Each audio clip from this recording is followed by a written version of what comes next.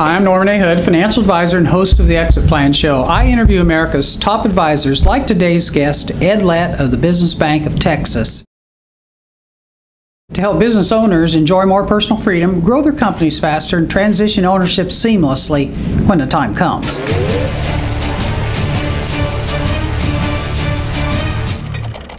That's excellent. I like that. Yeah. Well, welcome to the show. Well, thanks, Norman. Nice to meet you. Heard a lot of good things about you. David Scheiding was on ahead of you, and he mentioned that it's going to be a pleasure to meet you. So. Well, that's nice. Well, thank you and thank him. Well, we're going to start out. Just tell our audience, if you would, about your background and then your career path up until now, which I know is kind of interesting. Yeah. Well, thank you. It is different. I've been at this a long time. Mm-hmm. I have done 4 bank charters in my life. And actually, I'd say where I got the best education was I also was hired into 3 problem banks in my career. Mm-hmm. Was fortunate and was able to turn them around. Oh, fabulous. Bring them home and make them work, a lot of work. Mm-hmm. But it was a great way to learn by digging out of the hole. And right. That applies to a lot of businesses. That's true. Sometimes you got to swallow hard and get after it and dig. And it's not an easy task to get a company turned around. Right. You and I just met. Yes. I know you somewhat from what other people have told me, which has all been good, but how would the people that know you the best, how do you think they describe you personally? I would say tenacious is a word that people will come back with, is that it's kind of like this project. We formed this bank in 2007, and as you know, the storm clouds were already gathering. Yeah. And we opened in August of 2007, and I actually am the largest individual shareholder, and I got cold feet. And I almost pulled the plug because I felt the world was deleveraging. I opened another bank in '86, which was the crash for Texas. And the difference I could see then was that it was only Texas, and it was related to taxes and oil. And this time, it's the world. And I was very concerned about how, as a new bank charter, we would survive. And again, the tenacious part, I guess, said, okay, no, we'll go do this. And actually, for about the first 4 years of the bank, we were what I call a bond bank. We didn't see a future in lending right at the time. And of course, that was our whole charter. The name of the bank tells you that. It's Business Bank of Texas.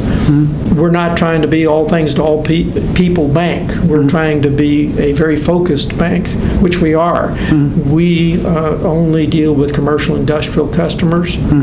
We don't do consumer business. The consumer business we do have is from the owners and the employees of the companies that bank with us.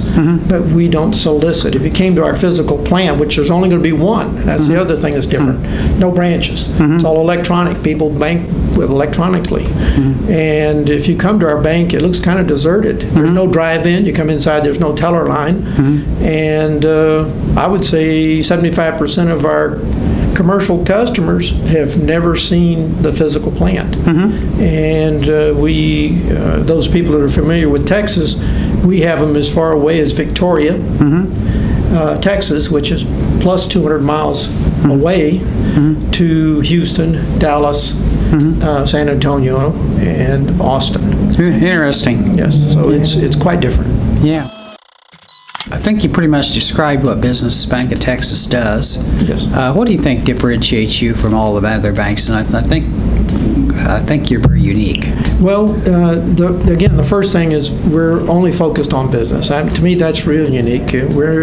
We don't try to mix you in with the guy off the street, the guy coming in to make a deposit. We're not worrying about somebody's IRA. We're focusing on your business. And we spend a lot of time calling on people, talking to people, gathering financial information. And I've had this said to me many times that we are the most consultative bank they've ever dealt with. And what I mean by that is we will look at the financials, we'll look at the information. All of our loan officers are true commercial industrial lenders. They are underwriters, they're loan officers, they're calling officers. The average age is probably in the late 50s. As far as their age. They've got a lot of experience. A lot of experience. And my standing rule is we return phone calls, emails the same day. We use text. We communicate. Even when we just receive something from someone, we acknowledge that we received it. So they'll know we got their financials and they got their information. But from that point, the standing rule for all the loan officers is you look at this credit, you make a determination if it's a go or it's a no. And then you tell the customer immediately. You don't send it to the bank. Yeah, wow. You know how long it takes for people to get an answer. To me, that's the worst part of our industry is, well, you keep getting the stall from the banker, or he hides behind voicemail, or he hides behind email. We want to give you an answer, and we want to give you a answer, not just yes or no, but an answer as to what we see and why we would make the loan or why we won't make the loan, and what we recommend to fix the problem. Okay. I just had one recently that his financials, he presented to me, he wanted to buy a building. And when I looked at his financials, I said, well, you know, normally we look at your rent versus what your mortgage payment's going to be. And I said, your rent is nothing. He said, well, wait a minute. My rent, some of it I put in cost of goods sold. I said, well, time to get the financials corrected and gather the information in a proper manner so we can do a comparative. Another thing we will do is we use a very sophisticated analytical tool that if it gets beyond the loan officer, his normal reaction is, yes, Norman, we're going to do this loan. And we'll have it closed or ready to close in 2 weeks or however long, because he will then take it to our underwriters who spread it and put it in a format that is very informative, not only to us, but we share that with the customer. Oh, okay. So they have a working tool to see how we receive them. And so those are the things that we work on the most is, and what's been so nice about it, Norman, over the years is people listen. Yeah. And the ones that listen go back and fix the situation, and then come back. And 9 times out of 10, it's a go that next round. Yeah. Okay. Good. One area that really bothers me, just speaking of commercial lending, I really have to make a statement about SBA 7A lending. It's antiquated, and it's detrimental to many businesses, and let me explain why. Okay. We don't do SBA 7As because of this. We do 504s because we think it's a good product, and it's really loan amortization, fixed rate for 20 years. 40% of it. But the SBA 7A, what's so detrimental, I'll give you an example. We had a commercial customer whose sales are in the 10 million plus range. And they wanted to physically buy a branch in another city. They've got locations, probably 6 as I recall. And they had gotten with one of the too big to fail banks, and the people in the bank said, well, you're a 7A customer on that land deal. And I just happened to be calling on him because it's someone I'd known for years, and he told me what he was doing, and I heard his story, and I said, Norman, don't do that. And he said, excuse me, he said, why? I said, Norman, when you do a 7A loan with the SBA, you are locking up your accounts receivable, your inventory, and that land. And you're such a big company, the last thing you would do is tie up your inventory and your accounts receivable. Right. Because you might want to get a line of credit with us, and you wouldn't be able to. That is terrible. That is that will kill a company. And I think SBA needs to fix that. Fix it. That is wrong. Okay. And I've been involved when I opened the bank here in San Antonio in '86. We did SBA lending, but what we did to solve that problem is we never sold the guarantee. That's a question a borrower should always ask his bank. Are you going to sell the guaranteed portion of this loan? Because that's another detrimental point. If you sell that guaranteed portion, and as you know, most SBA loans, they're made first off because you're short of capital, working capital.